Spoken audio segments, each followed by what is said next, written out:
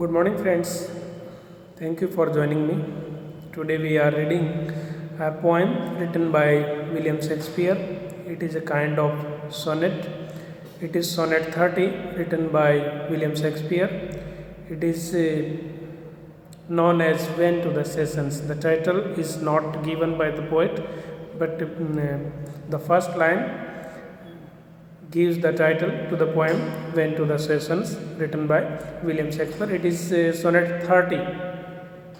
In total, William Shakespeare wrote 154 sonnets, and out of these sonnets, first 126 sonnets are addressed to a fair youth, an unknown friend of the poet, and rest of the sonnets are addressed to a dark lady about whom we do not know anything.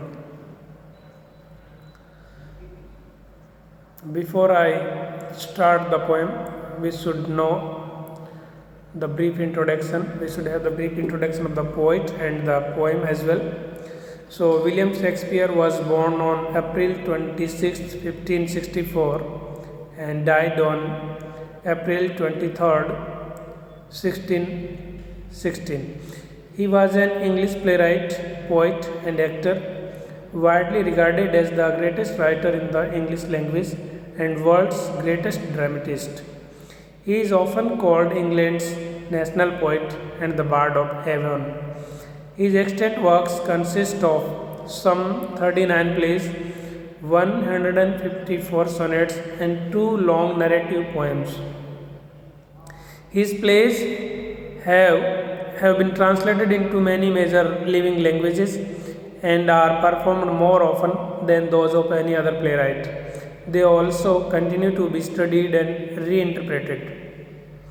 So, overall, we came to know that William Shakespeare is one of the greatest poet and dramatist in the history of English literature, and he is known as the national poet of England.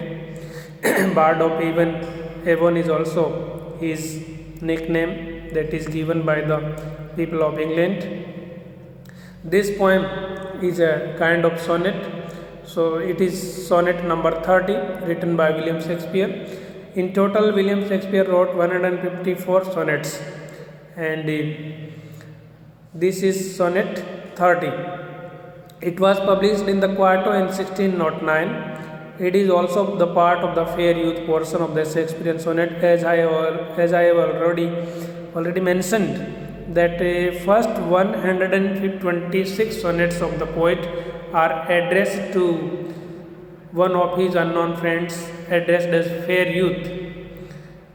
All these 126 sonnets are addressed to this fair youth, an unknown friend of the poet, and rest of the sonnets are addressed to a dark lady. So this sonnet is one of those sonnets which are addressed to the fair youth. While it is not known exactly when sonnet 30 was written, most scholars agree that it was written between 1595 and 1600. It is written in Shakespearean form, comprising 14 lines of iambic pentameter divided into 3 quatrains and a couplet. As in the previous video composed on the types of sonnet, we have already discussed about the different kinds of sonnet. So this kind of sonnet is a Shakespearean or English sonnet. It has 14 lines written in iambic pentameter, and these 14 lines are divided into 3 quatrains and a couplet at the end. So now let us know what is written and what is this sonnet about. So before I explain the sonnet line by line, we should know the brief summary of the poem. The poet is now in this sonnet thinking about the past times that he has gone through and the things which now are being missed by the poet, and he is lamenting over those moments, over that time. So let us know what is there in the poem. When I sit alone in the silence and remember the past, I get depressed about all the things I don't have that I once strived for, and I add to old griefs new tears for all the valuable time I have wasted. So now the poet is worrying about, now he is very sad over the misuse of his pastime, over the time, in the way in which he wanted to use that time, he couldn't use. That is why he is grieving over that period of time. He thinks that he has wasted that time, and now he is very much unhappy, very much sad or sorrowful over his this state of condition in which he couldn't utilize his time.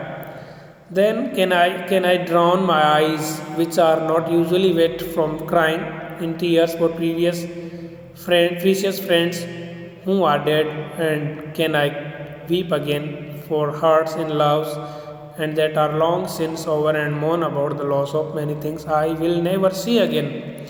Now the poet is asking, he is saying that he generally doesn't weep, but he is asking for the permission to cry over the death of his precious friends, and he thinks that he wants to weep again over the past sorrows, over the past things which he will never see again. So he is asking for the permission to weep or to grieve over these past sorrows.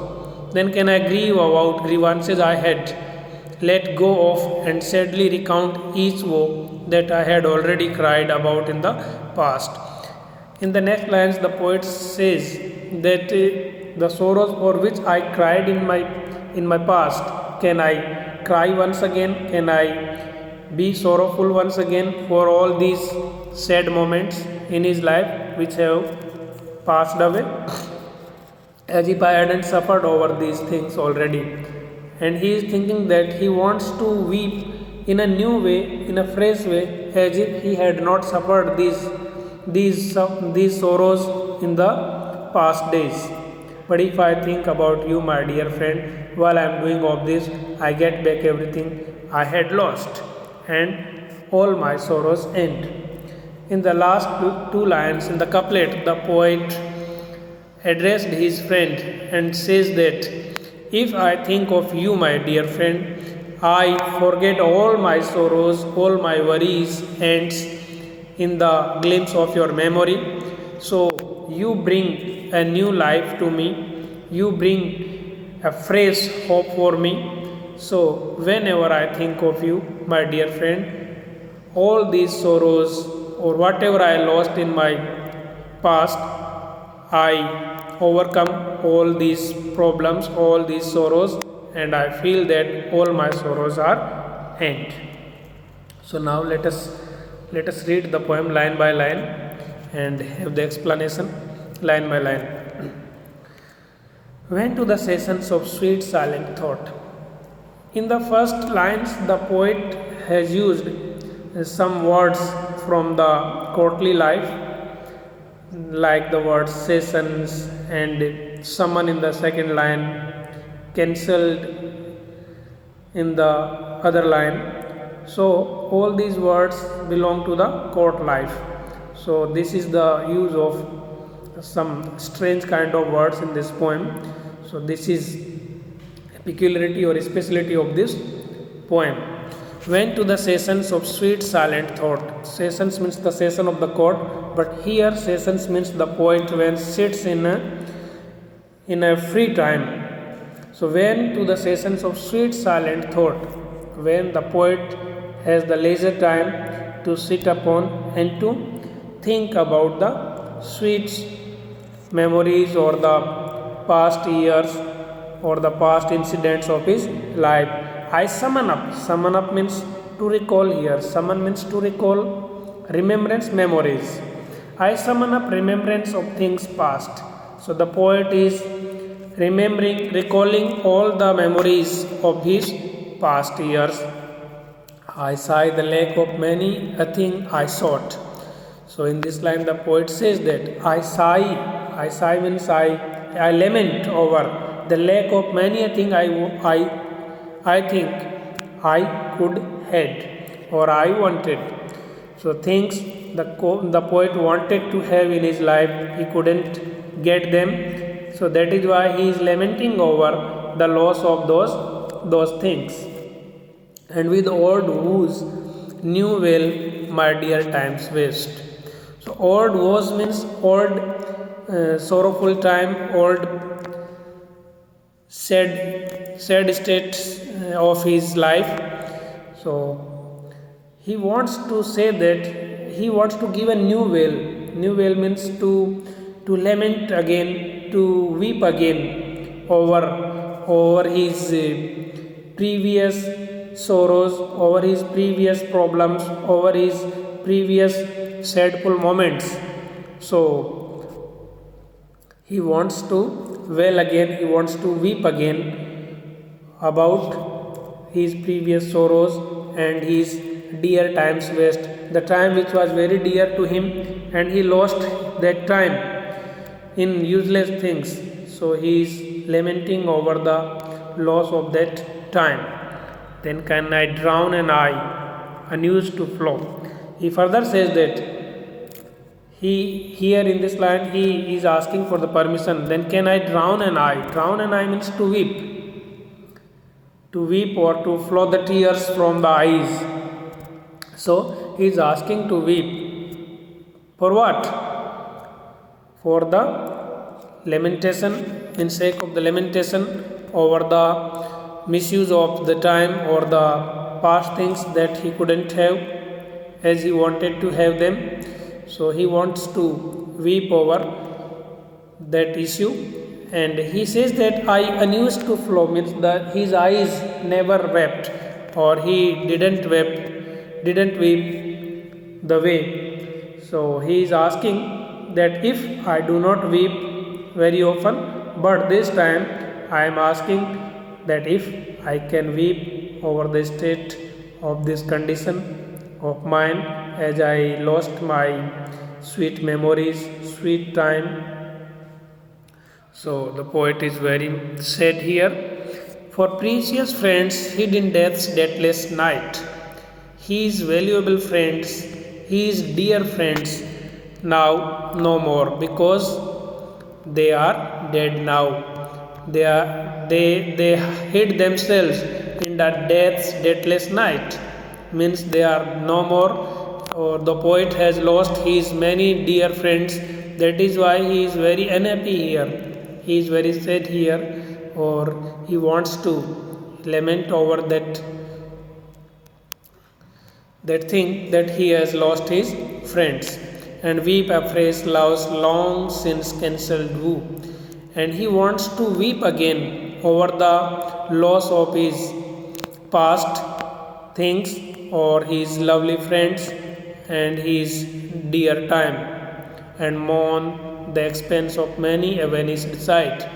And over the passing of years, he lost many things he used to view, he used to see in the past days, in the previous days, but now he can't see those sights, those views. So he is very unhappy that he can't see the things that he used to see in the past days. So he is mourning again. Then can I grieve at grievances foregone? Again he is saying that he wants to grieve over the sorrowful state of his past days or the sorrows of his past life, now asking him to grieve again or to be painful again or to be unhappy again. So all these things are coming back into the poet's mind, the things that caused him sorrow or sadness, now coming back into his memory. And the poet is very much unhappy because he has lost many friends of his and he has no opportunity to see the past sights and he thinks that he has not used the time in a proper way. That is why he is finding many reasons to weep again and again and to mourn or to grieve over the past days. Then can I grieve at grievances foregone, the problems, the sorrows that have already passed, the poets seeking the permission to grieve over them again, and heavily from who to tell over.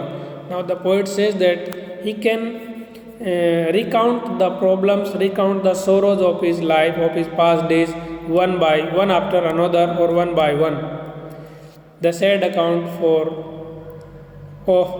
be mourn, and the sad account of his past life is bemoaning again, he is grieving again, he is feeling very sad again over those past griefful moments, which I knew pay as if not paid before. And the way in which I am behaving now, it seems that I have never wept for those past sorrows.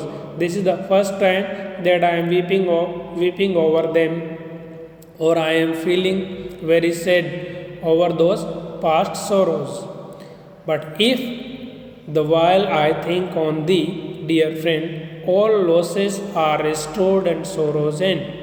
In the couplet, last two lines, the poet is thinking of his dear friend or the fair youth or the unknown friend. He says that if the while I think on thee, dear friend, addressing his dear friend, the poet says that if I think of you, if I remember you, all losses are restored, all my losses are restored again, and my sorrows and my pains and my pain end immediately. So the poet's friend brings a new life to him. The poet's friend gives a new hope of life to the poet. So he is bringing a positive aspect of life to the poet. So the poet's friend matters a lot in his life. So this poem is addressed in the name of fair youth or the dear friend of the poet. Through this poem, the poet is lamenting over the past sorrows or the past days.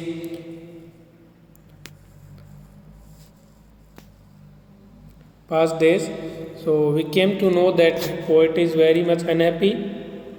Why? Because he couldn't use his time in the proper manner. He thinks that he has wasted his time. Another one thing that he feels that there were a number of beautiful sights in his life in his past days, but now he can't see them again. They are lost with the passing of time. And one more thing is that many of his near and dear friends are no more. They are dead now. That is why he can't meet them and enjoy with them. That is why the poet is very much unhappy over the passing of years, over the passing of these past days. And as soon as he thinks of his dear friend or the fair youth, all his losses are restored in a moment, and all his sorrows end immediately. So I hope that you enjoyed this poem and understood the meaning lie behind these lines. One thing that is to be added here is that the poet has used one figure of speech here in the first line, that is alliteration. You see the repetition of sh sound in sessions, sweet and silent. So here is a use of alliteration in the first line of the poem, and this is what from this side. I hope that you enjoyed this poem, and I look forward to see you again. Thank you. Have a good day.